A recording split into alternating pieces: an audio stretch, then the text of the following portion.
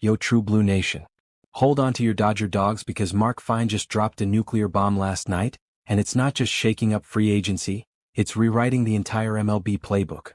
Picture this: the Los Angeles Dodgers, lurking in the shadows like a silent assassin, ready to snatch Kyle Tucker right out from under the noses of the Blue Jays and Mets. This isn't some random rumor or clickbait fluff.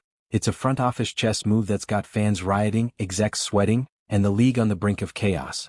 If you're not subscribed to True Blue Nation Dodgers Report, hit that bell right now because we're about to dissect the conspiracy that's about to turn the Dodgers into an unstoppable dynasty.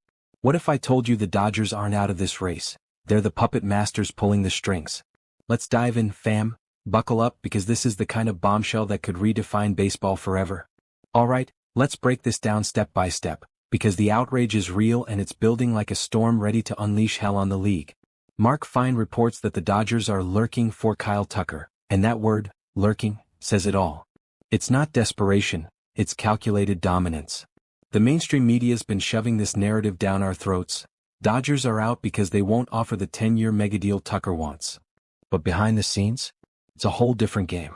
Andrew Friedman and his crew are playing silent chess, betting that Tucker's market won't inflate to the astronomical levels his agent Scott Boras dreamed up.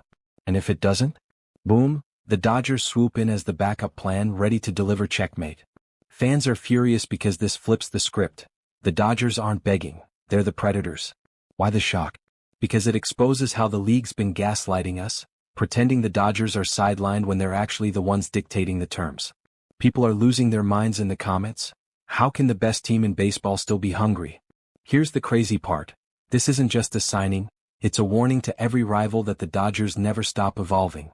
Imagine the tension in those front office meetings, Friedman smirking as he watches the Blue Jays panic spend, knowing LA could absorb Tucker like a vacuum. And the public reaction?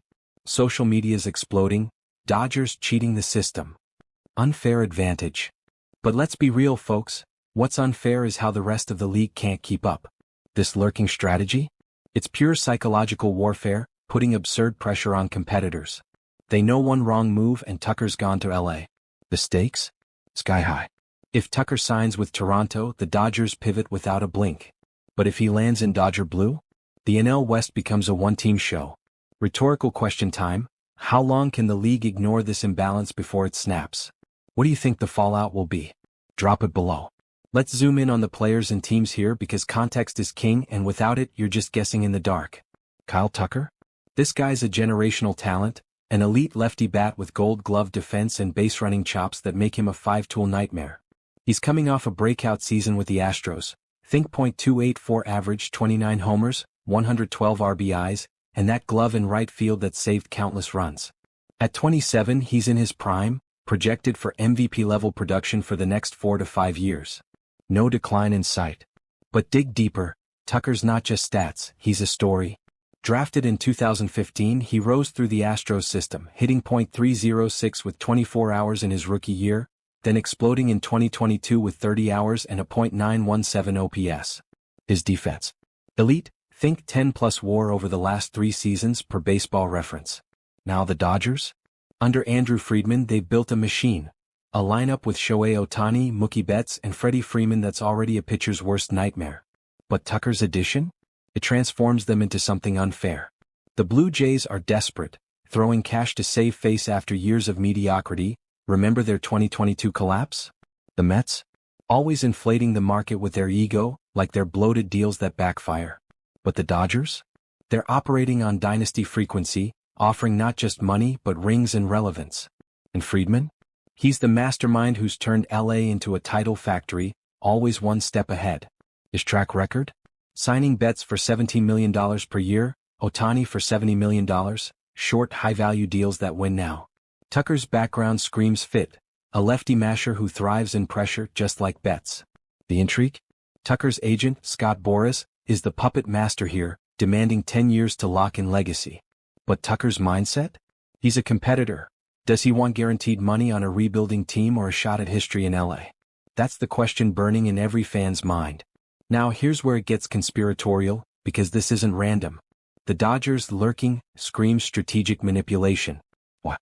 Because they're betting Tucker's market stalls. Boras wants those 10 years of guaranteed cash, but what if teams hesitate? The Dodgers position themselves as the ace in the hole. If Plan A fails, Plan B is winning titles in LA. It's a psychological trap. Rivals know they can't mess up their offers because the Dodgers are right there, breathing down their necks. This mentality of never easing off the gas? It's what separates LA from the pack.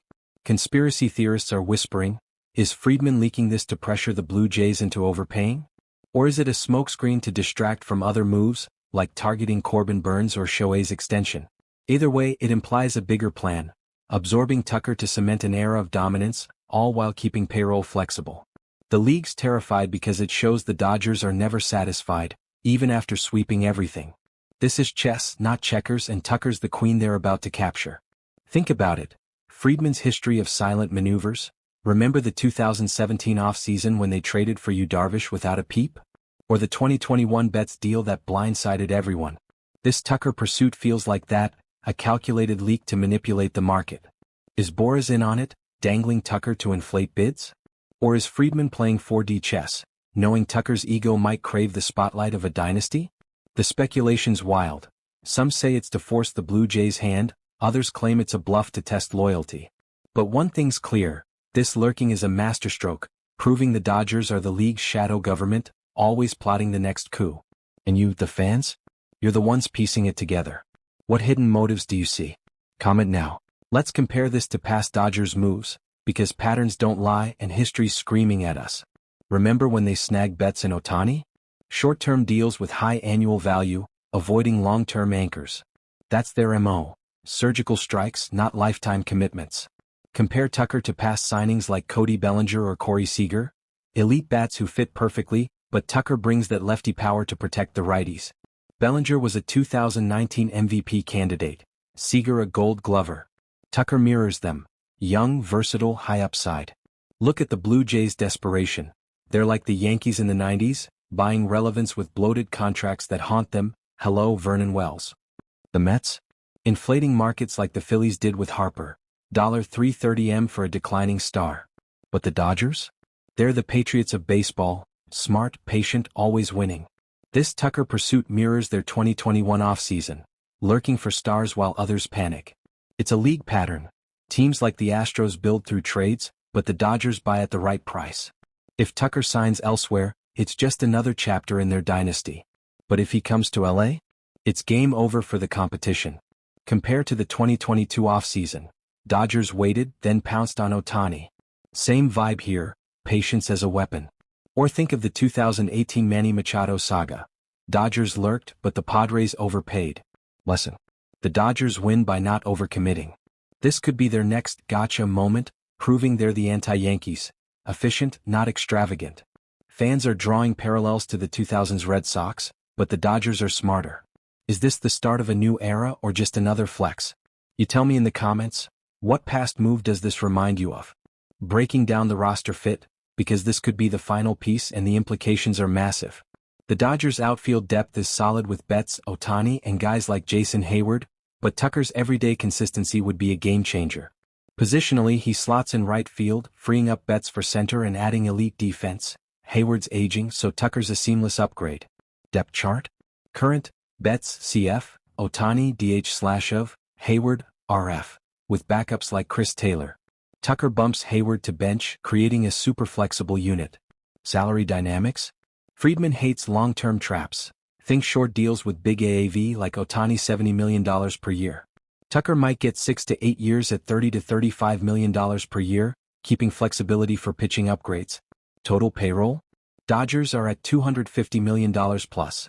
Tucker adds $200 to $280 million guaranteed but spread out. Development concerns? Tucker's already developed, he's not a project. But the risk? If the Blue Jays offer a stupid 10-year deal, Dodgers might back off, trusting depth.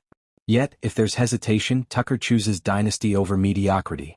This decision hammers the rotation, keeping arms healthy while adding a bat that clears bases after Ohtani, Betts, and Freeman. It's about balance, power, speed, defense. Without him, they're still elite. With him, they're unbeatable. Roster implications ripple. More rest for Betts, Ohtani can focus on pitching. But what if injury hits? Depth holds. Salary-wise, it avoids the anchor problem, unlike the Phillies with Harper. Fans are debating, is Tucker worth the cap hit? Executives see it as insurance. The big question: does Friedman view him as essential or opportunistic? That changes the game. Scouting report time. Let's geek out on Tucker because stats don't lie and projections are mouth-watering. Strengths: elite bat speed, lefty power, 29 hours last year, .284 AVG, plus Gold Glove defense and 20 plus SB speed.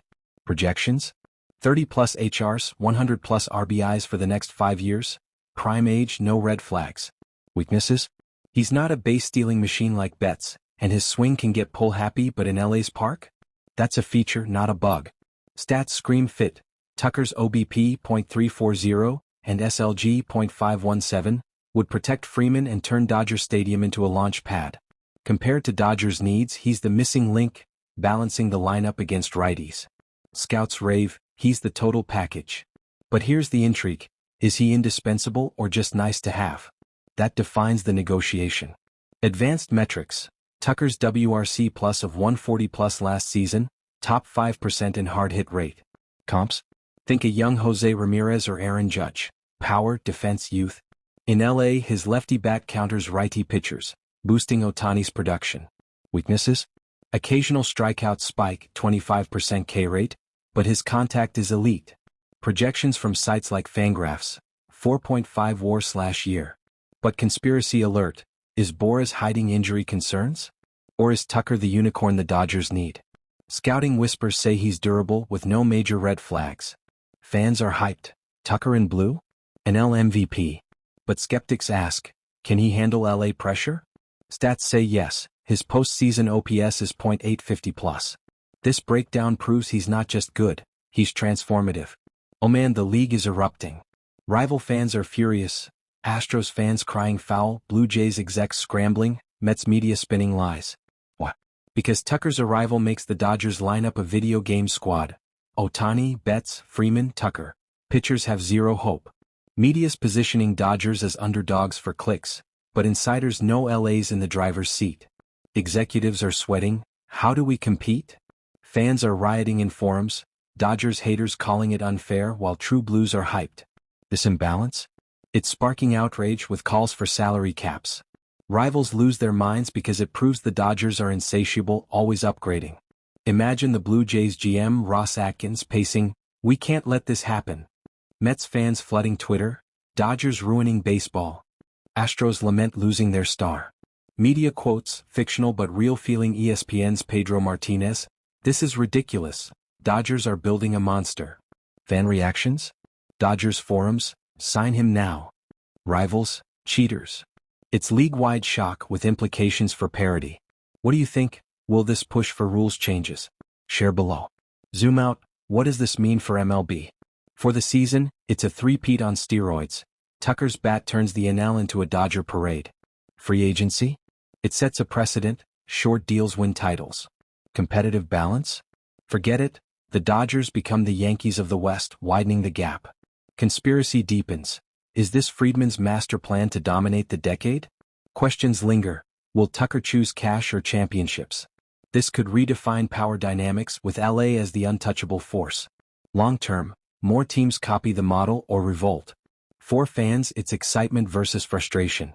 Implications for the Astros? They rebuild without Tucker. For the league? A call for revenue sharing. Big questions: does this kill parity? Or inspire innovation? Your take matters. What's the fallout? In the end, true Blue Nation, this Tucker bombshell is the spark that could ignite an era of absolute dominance, or expose the cracks in the Dodgers' empire. If Friedman pulls the trigger, we're talking historic. If not, they stay the team to beat. But the real question hammering in my head, is Tucker the final piece or just a shiny distraction? What do you think? Would you match the Blue Jays' offer at any cost, or keep payroll flexible for future aces? Drop your thoughts in the comments, tag a friend, and smash that like button if you're as fired up as I am. Subscribe for more breakdowns, and remember, in Dodger land the chess never stops. Stay blue, stay winning. See you next time.